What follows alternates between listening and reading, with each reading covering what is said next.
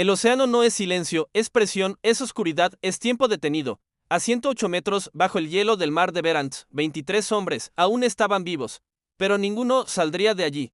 Todo comenzó el 12 de agosto del año 2000. El submarino nuclear Kursk, orgullo de la Armada rusa, se preparaba para un ejercicio militar rutinario. Era considerado invulnerable, un gigante de acero de 150 metros de longitud, equipado con 2 reactores nucleares y diseñado para destruir portaaviones. Para lograrlo, estaba armado hasta los dientes. En su proa, 6 tubos de torpedos de 533 y 650 milímetros listos para lanzar una salva mortal.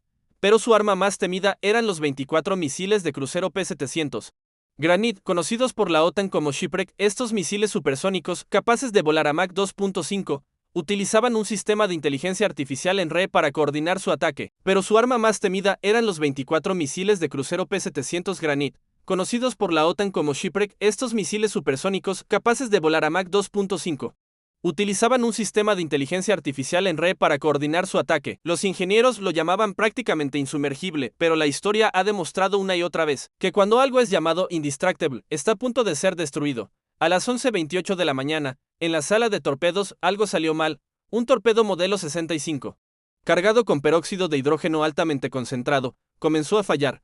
Ese tipo de combustible, aunque poderoso, era extremadamente inestable. Una pequeña fuga, una imperfección, una simple reacción química era suficiente, y eso fue exactamente lo que ocurrió. Una soldadura defectuosa permitió que el combustible se filtrara. El contacto con materiales internos provocó una reacción violenta. En cuestión de milisegundos, la temperatura aumentó de forma descontrolada, y entonces la primera explosión. El impacto fue equivalente a 100 kilos de TNT, suficiente para matar instantáneamente a todos los hombres en la parte delantera del submarino, pero no fue suficiente para destruirlo. No todavía. El Kursk comenzó a descender lentamente herido, pero aún con vida en su interior. Dentro, el caos era absoluto. Fuego, humo, metal retorcido. Los sistemas fallaban. Las comunicaciones se cortaron. Pero algunos hombres lograron sobrevivir. Se movieron hacia la parte trasera, al compartimento número 9. Allí 23 tripulantes se reunieron, a oscuras, sin información, sin saber qué había ocurrido, sin saber que lo peor aún estaba por llegar. 2 minutos 15 segundos después de la primera explosión, el calor alcanzó el resto de los torpedos, y entonces el infierno se desató. 7 torpedos detonaron al mismo tiempo. La explosión fue devastadora, equivalente a varias toneladas de dinamita. El impacto fue tan fuerte que fue detectado como un terremoto en otros países. El Kursk golpeó el fondo del mar. La sección frontal desapareció. El submarino dejó de existir como nave operativa. Pero en la parte trasera, 23 hombres seguían respirando, en completa oscuridad. El agua comenzaba a filtrarse lentamente. El aire se volvía pesado, y el silencio era insoportable. Intentaron entender la situación, intentaron organizarse, intentaron sobrevivir, entre ellos el teniente capitán Dmitry Kolesnikov, un oficial entrenado, disciplinado, consciente de la gravedad del momento. En medio de la oscuridad, sacó un papel y comenzó a escribir. No había luz, no había estabilidad, solo intuición y urgencia. Escribió los nombres de los sobrevivientes, confirmó que estaban vivos.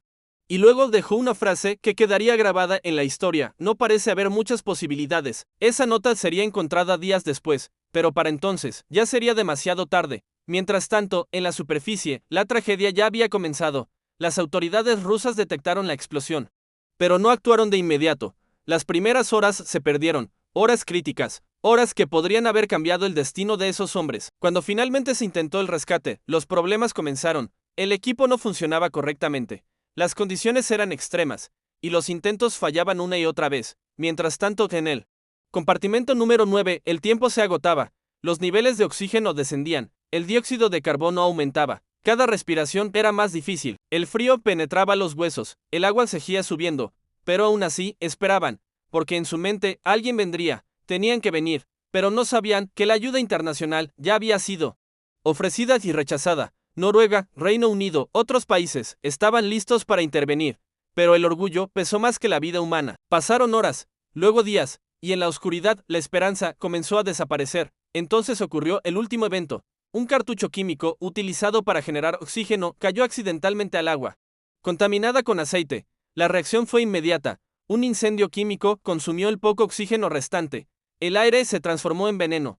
Monóxido de carbono, invisible, silencioso, letal. No hubo tiempo, no hubo escape, no hubo segunda oportunidad. Uno a uno, los hombres dejaron de respirar.